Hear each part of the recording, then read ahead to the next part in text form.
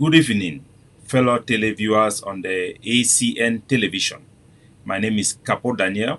I am the spokesman of the Ambazonian Governing Council and allied to the IPOB of the Biafran movement. Today, I want to come to you to react and to set the record straight concerning statement made by the lead counsel of Mazi Nnamdi Kanu, Barrister Aloy Ejimakor. Barrister Aloy Ejimakor have made statement on Twitter where he states that the Biafran people can leave Nigeria through a referendum. In that statement, he quoted the case of the Southern Cameroons, which we call Ambazonia today. He states that Atiku is a Nigerian today as a result of a referendum, and that the people of Ambazonia, that is the Southern Cameroon, left Nigeria or separated from Nigeria as a result of a referendum. That is just not true. That is not accurate. I want to set the record straight and also help the Biafrans as an independent activist. So I speak now not like a spokesman of the governing council, but as an activist. My advice to the Biafran people: first, I will want to make the record straight. As a matter of fact, Ambazonia, which they used to call Southern Cameroon, did not separate from Nigeria as a result of a referendum.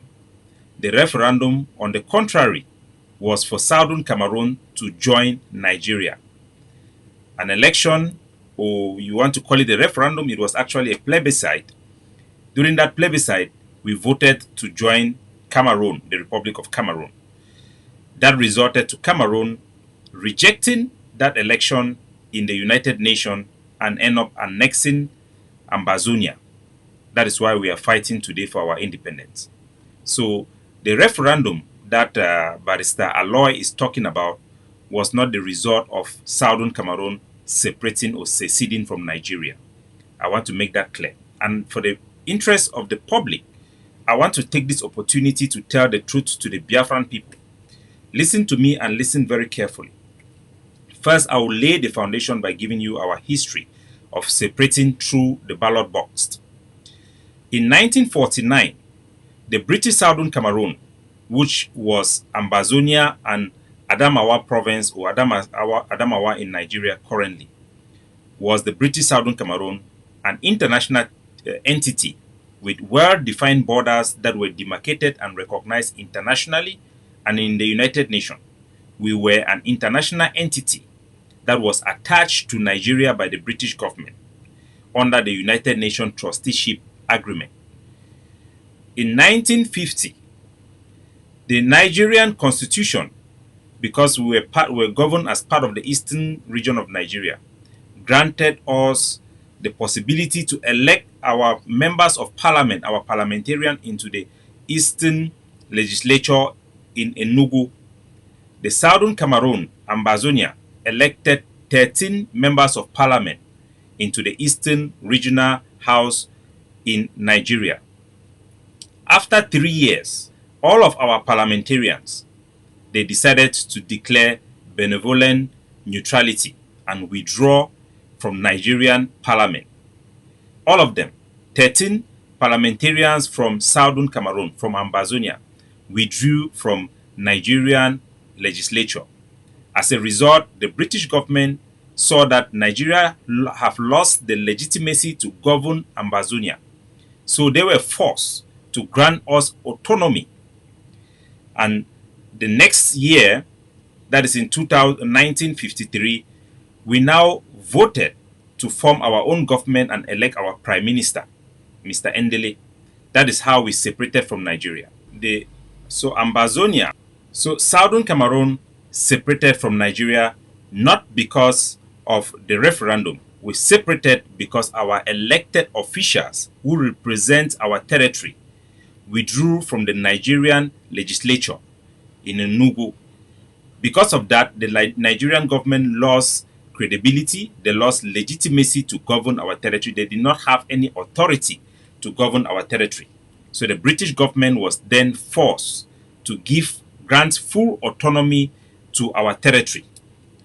Due to that full autonomy, an election was organized in Southern Cameroon for us to elect our own government and form our own government and create our own legislature. We created our legislature, we elected our prime minister, and he has the official and proper mandate to govern our territory for 4 years, from 1954. After that 4 years, a democratic election took place in Ambazonia, and a new prime minister was elected. Because of this self-governance, the British government and the United Nations decide that our territory can become independent. That is why we had a referendum. Actually, it was called a plebiscite, where we decided that we were given a choice to vote to join Nigeria or to join Cameroon. In that vote, in the United Nations General Assembly, after our people have voted to choose to join Cameroon, the Cameroon government voted against the United Nations resolution 1806 that's supposed to grant Ambazonia unity with Cameroon, because their intention was to recolonize our territory. That is why we are fighting today. So to the Biafran people, the issue about referendum, from my interaction with the leadership of the IPOB when Mazi Nnamdi Kanu was a free man, it was all a rallying point to galvanize the people of Biafra to fight for their independence and their freedom. It was never an objective. Let nobody deceive you that you can have independence through a referendum. Referendum is independent in essence, because when Southern Sudan was about to be granted her independence, the United Nations therefore granted them a referendum. Nigeria will never grant Biafra independence through a referendum. So, right now, the Nigerian government sees the issue of a referendum as a tool to pacify the Biafran resistance, so that you cannot make the necessary move that will enable your territory to become independent. They are now giving you your medicine.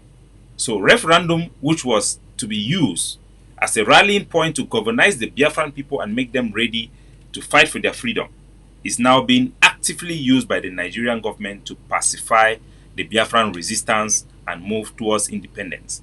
That is why the Nigerian court have accepted cases for referendum.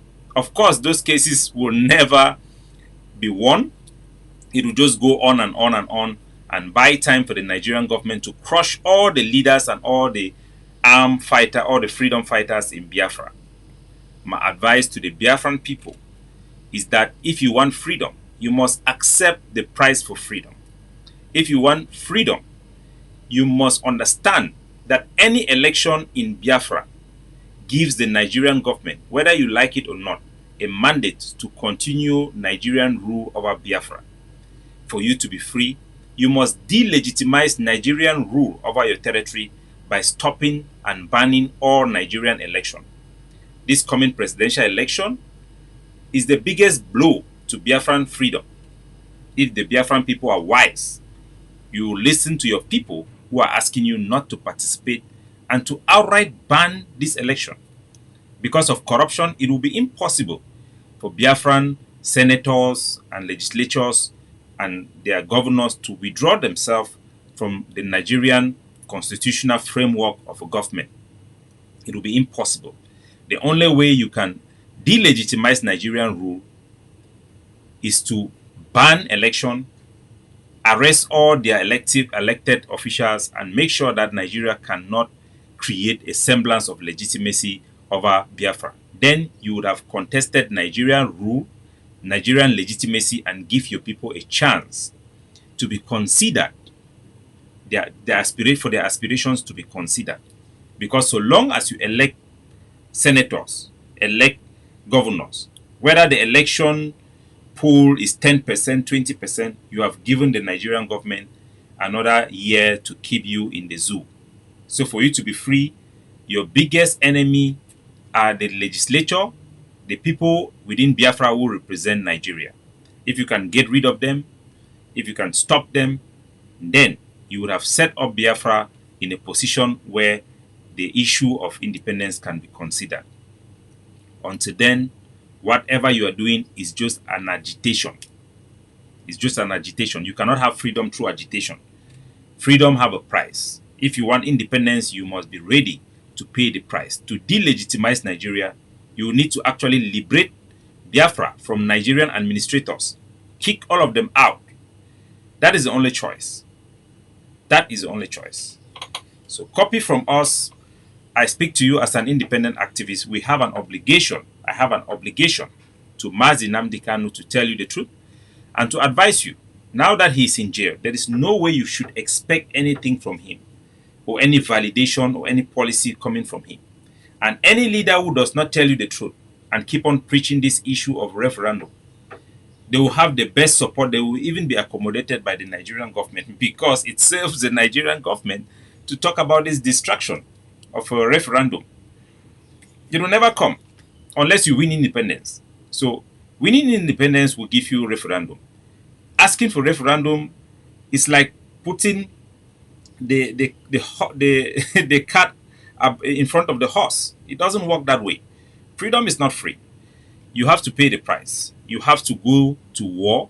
This time, not a conventional warfare, because Nigeria have demonstrated the strength to be able to contain Biafra through conventional warfare, but through guerrilla tactics that is geared towards delegitimizing Nigeria, kicking out all her representatives and her administrators.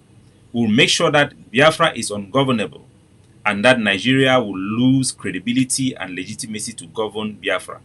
And the Biafran people by themselves can start constituting themselves to govern and arrange their territory the way they want. That is the only way you can win. You cannot win Nigeria through conventional warfare, but definitely you can win Nigeria through resistance and through guerrilla warfare. If the Taliban could win the Americans, that may not be a perfect example, but I can guarantee you Nigeria cannot defeat Biafra through guerrilla warfare and through resistance against Nigerian rule. Fight for your freedom. God bless you.